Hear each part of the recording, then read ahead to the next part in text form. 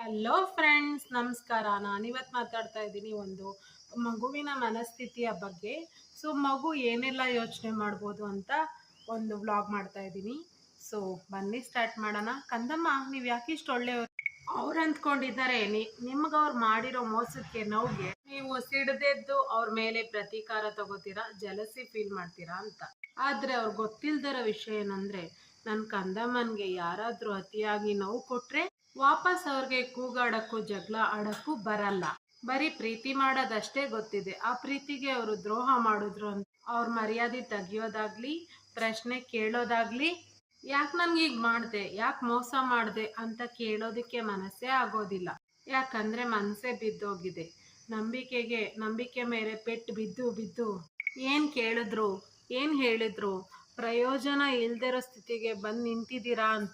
ಇನ್ನು ಮೋಸ ಮಾಡಿದ್ರು ಅಂತ ಪ್ರತೀಕಾರ ತಗೊಳಕ್ಕೋ, ಬುದ್ಧಿ ಕಲಿಸ್ಬೇಕು ಅಂತ ಷಡ್ಯಂತ್ರ ಮಾಡೋಕ್ಕೋ ಬರಲ್ಲ ಅಲ್ವಾ ನಿಮಗೆ? ಹೇಗೋ ಮೋಸ ಮಾಡಿದ್ರಿ ಅಂದರೆ, ನನಗೆ ಮೋಸ ಆಯಿತು ಅಂದರೆ ಆ ದೇವರೇ ನಿಮ್ಮನ್ನು ನೋಡ್ಕೊತಾನೆ. ಚೆನ್ನಾಗಿರಲಿ ಅಂತ ಅವರಿಂದ ದೂರ ಸರಿದು ನಿಂತಿರೋದೇ ನನಗೆ ಗೊತ್ತಿಲ್ಲ. ಏನೋ ಅವ್ರು ಮೋಸ ಮಾಡಿಬಿಟ್ರು ಅಂತ ಕೆಟ್ಟವರಾಗೋಗ್ತೀರ ನೀವು ಅಂತ ಅವ್ರು ಅನ್ಕೊಂಡಿರ್ತಾರೆ. ದೂರದಿಂದ ನಗ್ತಾ ಇನ್ನೂ ಅದೇ ಒಳ್ಳೆತನನೇ ಇಟ್ಕೊಂಡಿದ್ದೀರ. ಆದರೆ ಕೆಲವು ಬದಲಾವಣೆಗಳಂತೂ ಖಂಡಿತ ಆಗಿವೆ. ಇನ್ಯಾವತ್ತೂ ಅವ್ರನ್ನ ನೀವು ನಂಬೋದಕ್ಕೆ ಹೋಗಲ್ಲ. ಮೊದಲಿದ್ದಷ್ಟು ಆತ್ಮೀಯತೆ ಇವಾಗ ಇರೋದೇ ಇಲ್ಲ. ನಿಮ್ಮಿಬ್ರು ನಡುವೆ ಇದ್ದಂಥ ಸಂಬಂಧ ಈಗ ಸತ್ತು ಹೋಗಿದೆ. ಜಾಗರೂಕತೆಯಿಂದ ಇರ್ತೀರಾ. ಜೀವನಕ್ಕೆ ಯಾರು ಬೇಡ ಬೇಕು ಅಂತ ಗಮನ ಕೊಟ್ಟು ಆಯ್ಕೆ ಮಾಡ್ಕೋತೀರಾ. ಕಳ್ಕೊಂಡವ್ರಿಗೆ ನಾನು ನಿಮ್ಮ ಪರವಾಗಿ ವಿಷಾದ ವ್ಯಕ್ತಪಡಿಸ್ತೀನಿ. ಯಾಕಂದ್ರೆ ಬಿಟ್ಟು ಬರೋಕೆ ಮುಂಚೆ ನೀವವ್ರಿಗೆ ಸಾಕಷ್ಟೇ ಅವಕಾಶ ಕೊಟ್ಟಿದ್ದೀರಾ.